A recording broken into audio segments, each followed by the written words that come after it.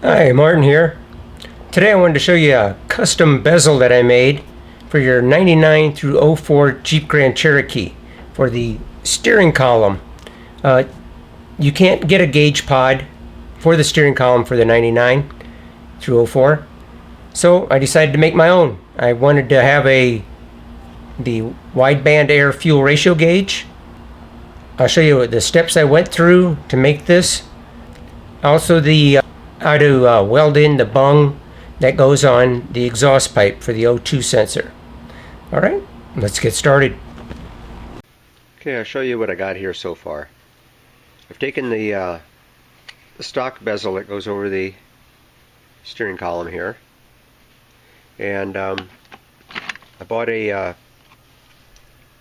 single gauge pod from Glow Shift, and then since they don't make a steering column pod, gauge pod, for the Jeep Grand Cherokee, I'm going to make my own. And I cut this into the bezel there, and you really got to take your time. I mean, make sure you get this right, because even I got a little carried away. I mean, right there, kind of hard to see it, but right there you see it. I had it laying up there really nice, and then when I used the epoxy, it on the back side here, it pulled away a little bit, and I didn't realize it. But I used a combination of JB Weld and even some ultra black silicone that I injected down in here, and then clamped this overnight.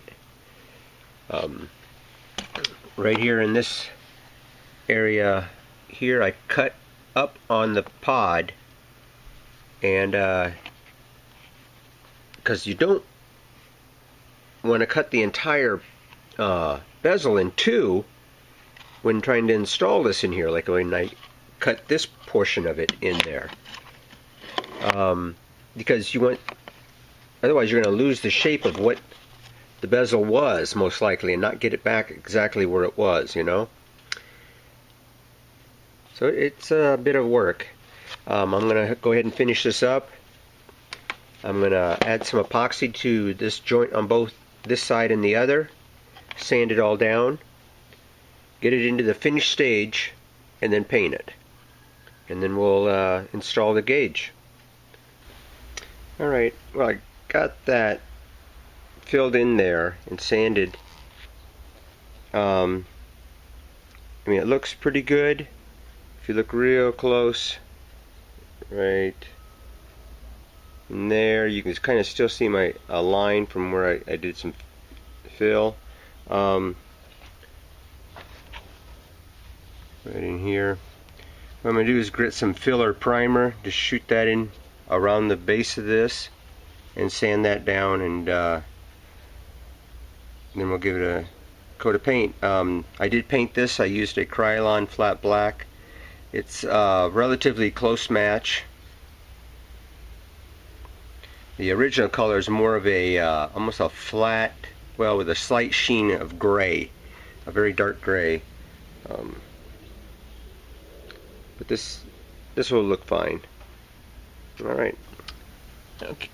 I've removed the front drive shaft to make this whole thing just a little bit easier, you know, because we got to drill a hole right in this area for the O2 sensor bung.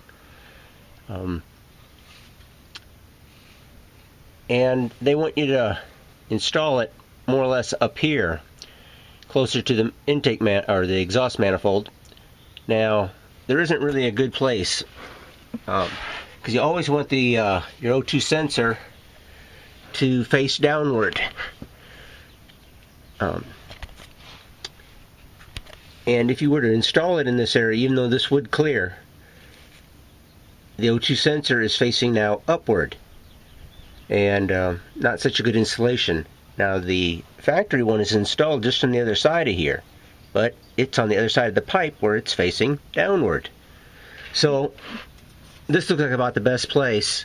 Yes, you're only getting the left side, but they also don't give you enough wiring to reach back here So now they do tell you if you're running like full length headers to install it right after the collector.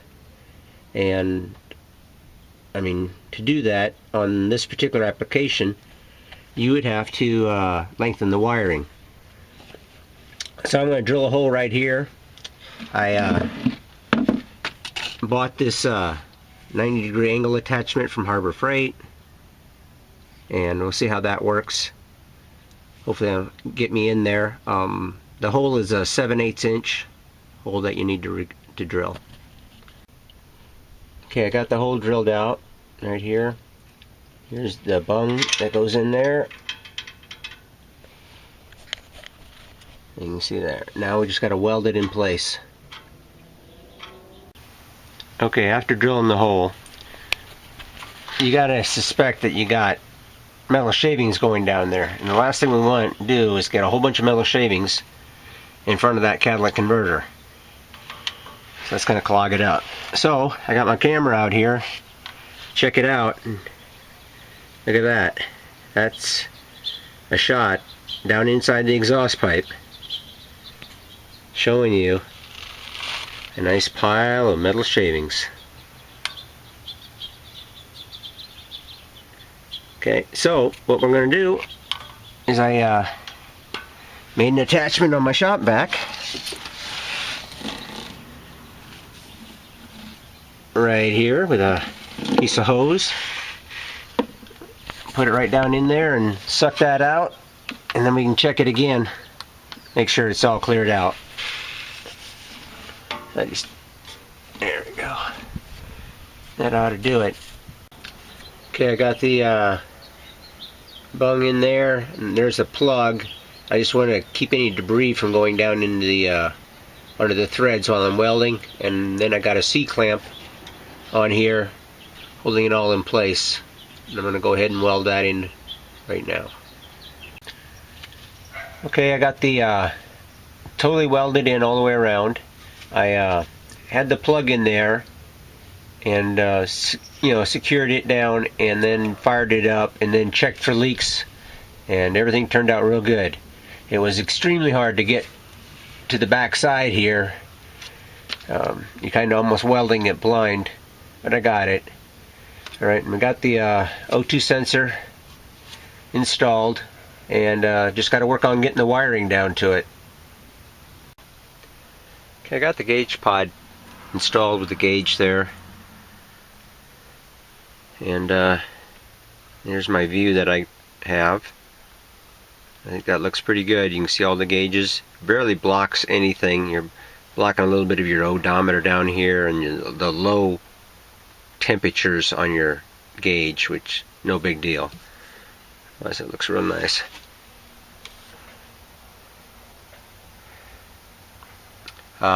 There's a great place underneath here to chase your wires right through.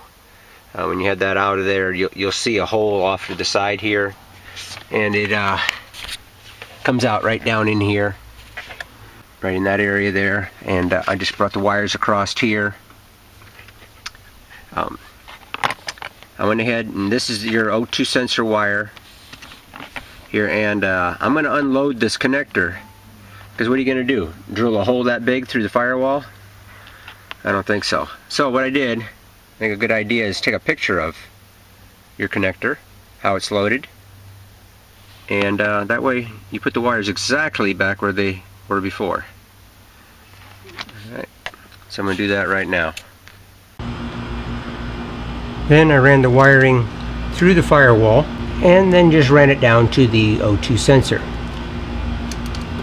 Now, they also have these two wires. At the time I didn't really know what they were for. And these you could hook up to a data logger. These actually probably need to be pulled back inside the vehicle so you can hook them up to your data logger.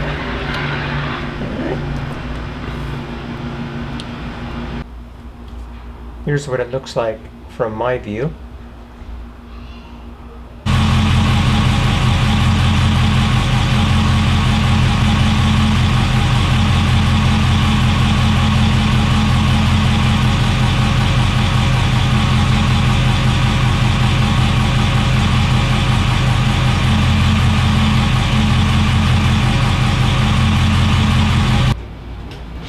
Well, there you have it. I want to thank you for watching, and if you never subscribed to me before, if you would, hit that subscribe button right down there, and right next to is that bell symbol. Hit on that, and that way you get notifications of any upcoming videos as I post them. Alright, and if you found that helpful and informative, if you please give me a thumbs up, I'd appreciate it. Alright, thanks again.